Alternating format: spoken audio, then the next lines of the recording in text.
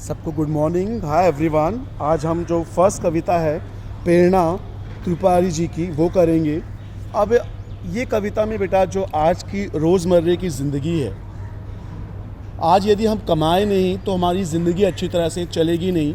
और यहाँ माँ बाप अपने बच्चों को किस तरह टुकड़ों में मिलते हैं, माँ की भाव विवशता, माँ के दिल की सोच अपने बच्चों के बारे में, पिता की सोच अपने बच्चों के बारे में। माँ क्या होती है, अपनी भावनाओं को व्यक्त करके वो अपने भाव को हमारे सामने रख देती है। लेकिन पिताजी क्या होते हैं, मर्द है ना, अपना अपना ईगो प्रॉब्लम होता है। वो प्यार तो हमें करते हैं लेकिन उनके जताने का जो तरीका होता है वो कुछ अलग होता है। उसी का ही सुंदर चित्रण यहाँ किया गया है। ये जो कविता है इसे कविता नहीं कहेंगे, ये हमारे शहरीकरण का एक दुष्परिणाम है जो कविता के माध्यम से शब्दों के रूप में हमारे समक्ष आई है।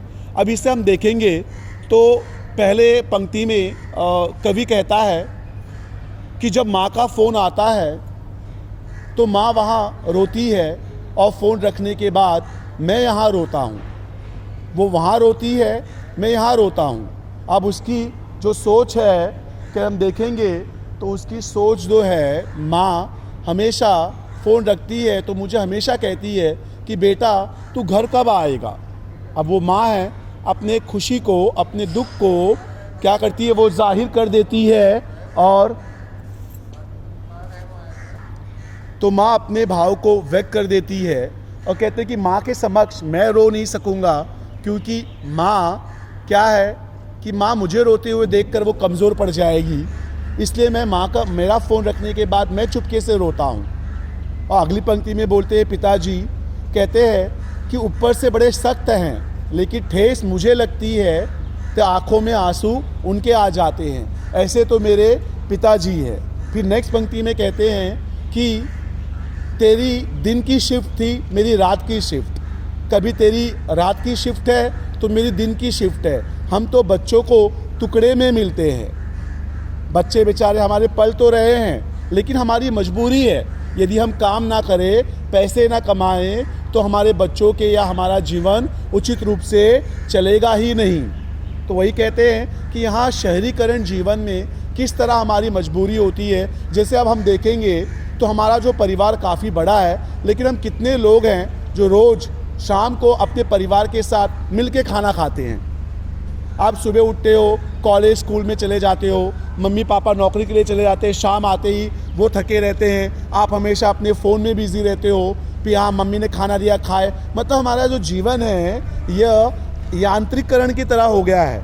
मतलब हम जी तो रहे हैं लेकिन मशीनरी जीवन जी रहे हैं। मतलब ये इसी कहते हैं इसी दुष्परिणाम को कवि ने शब्दों में अंकित करके हमारे समक्ष प्रस्तुत किया है। अभी हम देखेंगे कविता में कवि कहना क्या चाहते हैं। पेज नंबर 1 पे हम देखेंगे प्रेरणा त्रिपुरारी।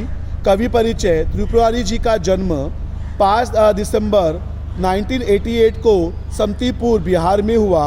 आपकी प्रारंभिक शिक्षा पटना से, स्नातक शिक्षा दिल्ली तथा स्नातकोत्तर शिक्षा हिसरा में हुई। प्रमुख कृतियाँ नींद की नदी, कविता संग्रह, नॉर्थ कैंपस कहानी संग्रह, सास के सिक्के त्रिवेणी संग्रह आदि। काव्य के प्रकार। त्रिवेणी एक नए काव्य का प्रकार के रूप में साहित्य क्षेत्र में तेजी से अपना स्थान बना रही है। अब बेटा त्रिवेणी 3 लाइनों में लिखी गई कविता, हम कहते हैं दोहा, 2 लाइनों में लिखा गया। चौपाई 4 पंक्तियों में लिखा गया। और कविता क्या होती है, कविता ये 3 लाइन की हो सकती है, 2 लाइन की हो सकती है या 100 लाइन की हो सकती है। लेकिन पहली लाइन से लेकर लास्ट की लाइन तक वो क्या होता है, उसका यमक लगता है। जिसे हम कहते हैं ना, सोया खाया उठा ठा ठा ठा ठा ठा, ये यमक लग गया। लेकिन चौपाई त्रिपुरा में और दोहे में सिर्फ ये 2-2, 3-3 लाइन का ही होता है। उससे हम क्या कहते हैं, त्रिपुरा कहते हैं। अब काव्य परिचय। प्रस्तुत त्रिवेणी में कवि ने मनुष्य के जीवन में माँ बाप के ममत्व और पिता की गरिमा को व्यक्त करने के साथ ही जिंदगी की आपाधापी में जुटे माता पिता से बच्चों को स्नेह की भी टुकड़ों में मिलता है, इस सच्चाई को उजागर किया गया है। अब जीवन की आपाधापी मतलब अप एंड डाउन, अभी हमारा रोज़ भागना, ऑफिस जाना, पढ़ाई करना, दौड़ भाग के आना, जैसे अब हम शहर में रहने वालों की ज़िंदगी काफ़ी तेज़ है, काफ़ी फास्ट है। लेकिन गांव में रहने वालों को क्या, हम गांव, कभी आप गांव चले जाते हो तो देखो आपका समय बीतता ही नहीं है। तो लेकिन हम यदि घर में बैठेंगे तो अल्लाह मियाँ खाट पे बैठ के खाने थोड़ी देंगे हमको, पैर हाथ पैर तो वो डुलाने पड़ेंगे। या भीख भी मांगना है तो भीख मांगना भी एक क्या है, आर्ट है। हाँ, ये हर एक को नहीं जमता है। मैं ना बहुत बार ना जीटीबी स्टेशन के यहाँ से, घर के यहाँ से लौटता हूँ तो मैं देखता हूँ वहाँ 2 किस्म के भिक्षुक, भिखारी बैठे होते हैं। एक बड़े प्यार से कहता है कि दे दो, खाने के लिए दे दो। ऐसे उसके बात करने का तरीका ऐसे है कि दया आ जाती है, बिना कुछ कहे आपके जेब में उंगली जाती है, आप उसे 5 रुपये दे देते हो। और एक उसके आगे एक लेडी बैठती है, उसके भीख मांगने का तरीका देखो, ए दो, ए दो, ए दो, मत तरीका देखो, एक ही चीज़ है लेकिन मांगने की कला अलग अलग है। तो यहाँ वही बताया गया है कि आपको ज़िंदगी जीनी है तो आपको क्या करनी है, मेहनत करनी है।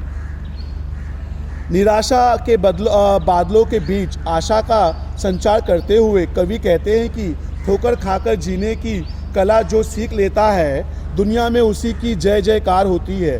सुख दुख की स्थिति में स्थिर रहना ही मनुष्य की सही पहचान है। अब कवि यहाँ कहते हैं क्या, जीवन में जो ठोकर खाता है, ठोकर 2 किस्म की होती है यहाँ, एक ठोकर मारी जाती है और एक ठोकर खाता है।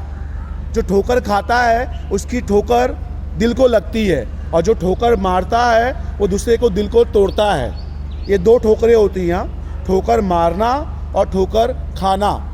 जो ठोकर मारता है उसे एहसास नहीं होता है कि उसने क्या किया है, लेकिन जो ठोकर खाता है उसे एहसास होता है कि उसने अपनी ज़िंदगी में क्या किया है, बहुत बड़ी चीज़ उसने गंवा दी है।